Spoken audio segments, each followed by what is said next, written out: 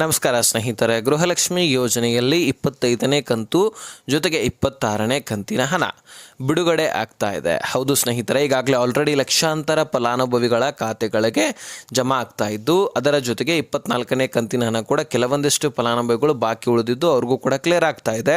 ಇನ್ನು ಈ 25 ಮತ್ತು 26ನೇ ಕಂತಿನ ಹಣ ಬೆಂಗಳೂರು ನಗರ ಸೇರಿದಂತೆ ಬೆಂಗಳೂರು ಗ್ರಾಮಾಂತರ, ವಿಜಯನಗರ, ಧಾರವಾಡ, ಯಾದಗಿರಿ, ಉತ್ತರ ಕನ್ನಡ, ದಕ್ಷಿಣ ಕನ್ನಡ ಹೀಗೆ ಹಲವಾರು ಜಿಲ್ಲೆಗಳಲ್ಲಿರ್ತಕ್ಕಂತಹ ಗೃಹಲಕ್ಷ್ಮಿಯರ ಖಾತೆಗಳಿಗೆ ದುಡ್ಡು ಜಮಾ ಆಗಿದೆ. ಸ್ನೇಹಿತರೆ, ಬರೀ 2 ಕಂತುಗಳ ಬಗ್ಗೆ ನಾನು ಅಷ್ಟೇ ಈ ಒಂದು ವಿಡಿಯೋದಲ್ಲಿ ಮಾಹಿತಿ ತಿಳಿಸ್ಕೊಡ್ತಾ ಇಲ್ಲ. ಇನ್ನು ಹಲವಾರು ಕಂತುಗಳು ಬರಬೇಕಾಗಿದೆ. ಇನ್ನು 3 ತಿಂಗಳ ಹಣ ಬರಬೇಕಾಗಿದ್ದು ಅದರ ಬಗ್ಗೆನೂ ಕೂಡ ನಾನು ಚರ್ಚೆ ಮಾಡ್ತೀನಿ. ತೀರಾ ಇಂಪಾರ್ಟೆಂಟ್ ಮಾಹಿತಿ. ಗೃಹಲಕ್ಷ್ಮಿಯರು ಈ ಒಂದು ವಿಡಿಯೋನ ಆದಷ್ಟು ಕೊನೆವರೆಗೂ ವಾಚ್ ಮಾಡಲಿಕ್ಕೆ ಪ್ರಯತ್ನ ಮಾಡಿ, ಯಾಕಂದರೆ ಅಷ್ಟು ಇಂಪಾರ್ಟೆಂಟ್ ಮಾಹಿತಿನೇ ಇದು. ನಿಮಗೆ ಯಾವ ಕಂತುಗಳು ಪೆಂಡಿಂಗ್ ಉಳಿದಿದ್ದಾವೋ ಅನ್ನೋದ್ರ ಬಗ್ಗೆನೇ ಹೆಚ್ಚಾಗಿ ಗೊತ್ತಿಲ್ಲ, ಜೊತೆಗೆ ಸದ್ಯಕ್ಕೆ ಯಾವ ಕಂತುಗಳು ಬಿಡುಗಡೆ ಆಗಿದೆ ಅನ್ನೋದ್ರ ಬಗ್ಗೆ ಗೊತ್ತಿಲ್ಲ. ಹೀಗಾಗಿ ನೀವು ಈ ಒಂದು ವಿಡಿಯೋನ ಆದಷ್ಟು ಕೊನೆವರೆಗೂ ವಾಚ್ ಮಾಡಿದ್ದೆ ಆದರೆ ಎಲ್ಲ ಮಾಹಿತಿ ಕೂಡ ಕ್ಲಿಯರ್ ಆಗಿ ಅರ್ಥ ಆಗುತ್ತೆ. ಸ್ನೇಹಿತರೆ, ನಾನು ಬನ್ನಿ ನಿಮಗೆ ಸಬ್ಸ್ಕ್ರೈಬ್ ಮಾಡಿ ಅಂತ ಹೇಳಲ್ಲ, ಇಂಪಾರ್ಟೆಂಟ್ ಅನಿಸಿದರೆ ಸಬ್ಸ್ಕ್ರೈಬ್ ಮಾಡ್ತೀರಿ, ನಂಬಿಕೆ ಇದೆ. ಇನ್ನು ಗೃಹಲಕ್ಷ್ಮಿಯಲ್ಲಿ 24ನೇ ಕಂತಿನ ಹಣ ಕ್ಲಿಯರ್ ಆಗುವ ಹಂತಕ್ಕೆ ಬಂದಿದೆ. ಸೆಪ್ಟೆಂಬರ್ ತಿಂಗಳ ಹಣ 24ನೇ ಕಂತಿನ ಹಣ ಇದು ಕ್ಲಿಯರ್ ಆಗುವಂತಹ ಹಂತಕ್ಕೆ ಬಂದಿದೆ. ಸುಮಾರು ಇನ್ನೊಂದು 20 ಲಕ್ಷ ಫಲಾನುಭವಿಗಳು ಬಾಕಿ ಉಳಿದಿದ್ದಾರೆ, ಅವ್ರಿಗೆ ಜಮಾ ಆಗಿ ಕ್ಲಿಯರ್ ಮಾಡ್ತೀವಿ ಅಂತಕ್ಕಂತಹ ಭರವಸೆಯನ್ನು ಕೊಟ್ಟಿದ್ದಾರೆ. ಸೊ ಇದನ್ನು ಹೊರತುಪಡಿಸಿ 25 ಅಕ್ಟೋಬರ್ ತಿಂಗಳ ಹಣ ಜಮಾ ಆಗ್ತಾ ಇದ್ದು, ಈಗಾಗಲೇ ಬೆಂಗಳೂರು ನಗರ ಸೇರಿದಂತೆ ಬೆಂಗಳೂರು ಗ್ರಾಮಾಂತರ ಹಲವಾರು ಜಿಲ್ಲೆಗಳಿಗೆ ಜಮಾ ಆಗ್ತಾ ಇದೆ. ನಾನು ಯಾಕೆ ಬೆಂಗಳೂರು ನಗರ ಮತ್ತು ಬೆಂಗಳೂರು ಗ್ರಾಮಾಂತರ ಮೊದಲನೇದಾಗಿ ಹೇಳ್ತೀನಿ ಅಂದರೆ, ಈಗ ಹಣಕಾಸು ಇಲಾಖೆಯಿಂದ ದುಡ್ಡು ಮಹಿಳಾ ಮತ್ತು ಮಕ್ಕಳ ಕಲ್ಯಾಣ ಇಲಾಖೆಗೆ ಬರುತ್ತಲ್ವಾ, ಅಲ್ಲೇ ಮೊದಲು ಪ್ರೊಸೆಸರ್ ಮುಗಿಸ್ಕೊಂಡು ಡೈರೆಕ್ಟಾಗಿ DBT ಟ್ರೆಸರಿಗೆ ಪುಷ್ ಆಗಿ ಬ್ಯಾಂಕ್ಗಳು ಅಪ್ಡೇಟ್ ಮಾಡಿಕೊಂಡು ನಿಮ್ಮ ಖಾತೆಗಳಿಗೆ ದುಡ್ಡು ಜಮಾ ಮಾಡ್ತಾಯಿದ್ವು. ಆದರೆ ಈಗ ಹೇಗಿದೆ ಅಂದರೆ, ಗ್ರಾಮ ಪಂಚಾಯಿತಿಗಳನ್ನು 16ನೇ ಕಂತಿನಲ್ಲಿನೇ ಆ್ಯಡ್ ಮಾಡ್ಕೊಳ್ಳಾಗಿದೆ. ಯಾಕಂದರೆ ಮಹಿಳಾ ಮತ್ತು ಮಕ್ಕಳ ಕಲ್ಯಾಣ ಇಲಾಖೆಯದೇ ಆದಂತಹ ಸಾಕಷ್ಟು ಕೆಲಸ ಕಾರ್ಯಗಳಿರ್ತವೆ. ಹೀಗಾಗಿ ನಿಮಗೆ ದುಡ್ಡನ್ನು ಅದೇ ಇಲಾಖೆ ಎಲ್ಲ ಪ್ರೊಸೆಸರನ್ನು ಮುಗಿಸ್ಕೊಂಡು ಜಮಾ ಮಾಡಲಿಕ್ಕೆ ಆಗೋದಿಲ್ಲ. ಹೀಗಾಗಿ ಗ್ರಾಮ ಪಂಚಾಯಿತಿ ಒಂದನ್ನು ಆ್ಯಡ್ ಮಾಡ್ಕೊಳ್ಳಾಗಿದೆ. ಸೊ ಗ್ರಾಮ ಪಂಚಾಯಿತಿ ಅಂದರೆ ಬೆಂಗಳೂರು ನಗರ ಮತ್ತು ಬೆಂಗಳೂರು ಗ್ರಾಮಾಂತರ ಸುತ್ತಮುತ್ತ ಇರತಕ್ಕಂತಹ 35 ತಾಲೂಕು ಗ್ರಾಮ ಪಂಚಾಯಿತಿಗಳಿಗೆ ದುಡ್ಡನ್ನು ಕಳುಹಿಸಲಾಗುತ್ತೆ. ಅಲ್ಲಿರ್ತಕ್ಕಂತಹ ಎಲ್ಲ ಪ್ರೊಸೆಸರನ್ನು ಮುಗಿಸ್ಕೊಳ್ತದೆ.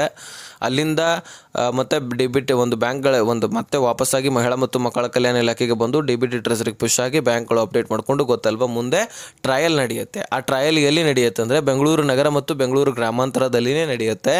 ಯಾಕಂದರೆ ಅಲ್ಲೇ ದುಡ್ಡು ಹೋಗಿರುತ್ತೆ, ಹೀಗಾಗಿ ಅಲ್ಲೇ ನಡೆಯುತ್ತೆ. ಅದಾದ ಮೇಲೆ ವಿಜಯನಗರ, ಧಾರವಾಡ, ಬೆಳಗಾವಿ ಸೇರಿದಂತೆ ಗುಲ್ಬರ್ಗ, ಅದೇ ರೀತಿಯಾಗಿ ಕೊಪ್ಪಳ, ಅದೇ ರೀತಿಯಾಗಿ ಚಿಕ್ಕಮಗಳೂರು, ಮಂಗಳೂರು, ಹಾಸನ, ಉಡುಪಿ ಈ ಒಂದು ಜಿಲ್ಲೆಗಳಲ್ಲಿರ್ತಕ್ಕಂಥ ಗೃಹಲಕ್ಷ್ಮಿಯರಿಗೆ ಈಗ ಆಲ್ರೆಡಿ ಪ್ರೊಸೆಸರ್ ನಡೀತಾ ಇದೆ.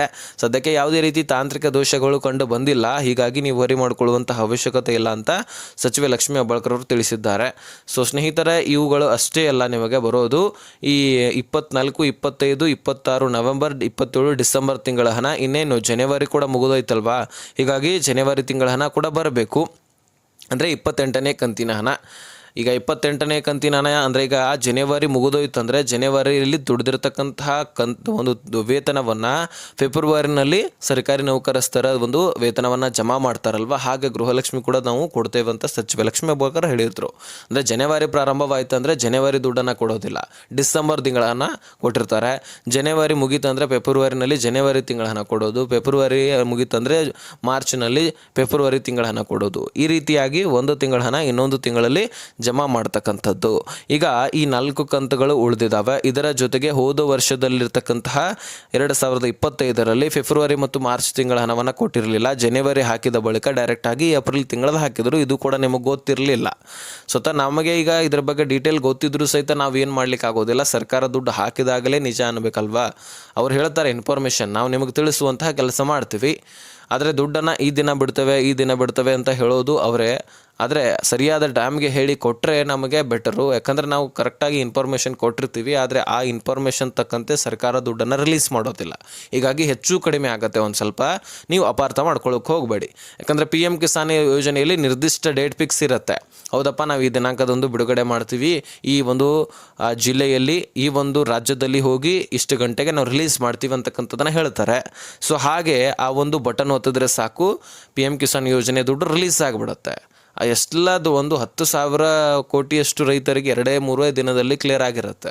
ಆದರೆ ಗೃಹಲಕ್ಷ್ಮಿ ಯೋಜನೆಯಲ್ಲಿ ಯಾಕೆ ತಾಂತ್ರಿಕ ದೋಷ ಆಗುತ್ತೆ ಅನುಮಾನಗಳು ಉಂಟಾಗುತ್ತೆ. ಈಗ 1 ತಿಂಗಳದ ಹಣ ಕೊಡಲಿಕ್ಕೇ 10ರಿಂದ 12 ದಿನ ಬೇಕಂತೆ ಲಕ್ಷ್ಮೀ ಹೆಬ್ಬಾಳ್ಕರ್ ಅವ್ರು ಹೇಳ್ತಾರೆ. ಸೊ ಹೀಗಾಗಿ ಅನುಮಾನ ಬಂದೇ ಬರ್ಬೋದಲ್ವಾ, ನಿಮಗಾಗಿದ್ರೂ ಸಹಜವಾಗಿಯೇ ಬರುತ್ತೆ. ಅದನ್ನು ಬಿಡಿ. ಈಗ ಫೆಬ್ರವರಿ ಮತ್ತು ಮಾರ್ಚ್ ತಿಂಗಳ ಹಣ ಕೊಟ್ಟಿಲ್ಲ ಅಂತ ಹೇಳ್ಬಿಟ್ಟು ಮಹೇಶ್ ತೆಂಗಿನಕಾಯಿ ಅವರು BJP ನಾಯಕರು ಸದನದಲ್ಲಿ ನಿಂತ್ಕೊಂಡು ಮಾತುಕತೆ ಒಂದು ಚರ್ಚೆಯನ್ನು ಮಾಡ್ತಾರೆ.